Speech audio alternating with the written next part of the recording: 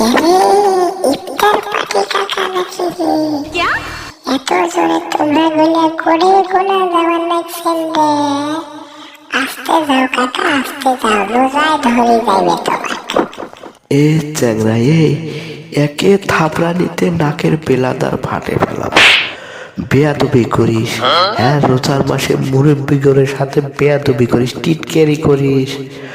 তোর কি বাপ মায়ের শিক্ষা নাই রে চ্যাংরা? তুই মোর মতো মুরব্বী মানুষের সাথে ইয়ার কি করিস? এ কিসের ইফতার পার্টির মুরব্বী রে? হ্যাঁ, তোমরা গুলো চ্যাংরা গুলো খুব খারাপ হয়ে গেছে। এ কাকা, বই কিন্তু জানো রে কাকা, তোমরা গুলা রোজা থাকেন না, আর ইফতারের সময় হইলে তোমরা গুলা যে ভাব কোনা নেন রে কাকা, মনে হয় দিনে 10টা রোজা একেবারে একসাথে করিয়ে ফেলা।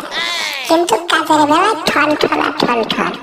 কাকা মুরব্বী হয়েছেন, এইগুলো ফাজলামি অভ্যাস করা ছাড়িয়ে দাও, বুঝছেন?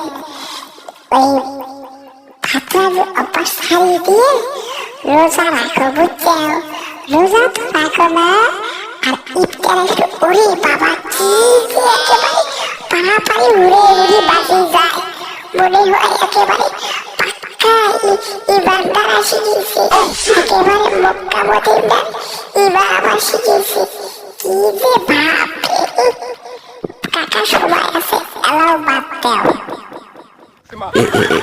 কাকা, ভাজতে ভাজতে ভাজতে, শোন শোন শোন, কাম কোনা করিস না রে কাকা। মুই যে রোজা রাখলাম নাই, তুই তুই তুই কেতন করে জানলো রে? হ্যাঁ, কাকা, তোর পায়া ধরি কম, তুই এগুলা কথা মানুষের সামনে কইস না রে। মুই একটা মুরব্বী মানুষ, দাড়ি ধরি রাখছ, মোর মান ইজ্জত খাইস না রে চ্যাংরা, তোর পা ধরি কম।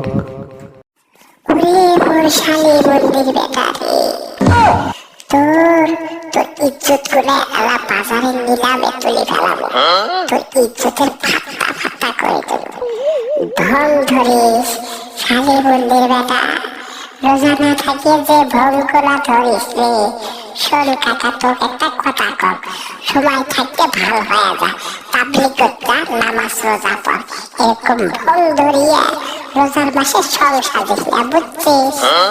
শালি বন্দির বেটা, রোজা না থাকিয়ে কি ভং করা ধরে, একেবারে ইফতারের জন্য পাগলা হয়ে যায়, পাগলা হয়ে যায়।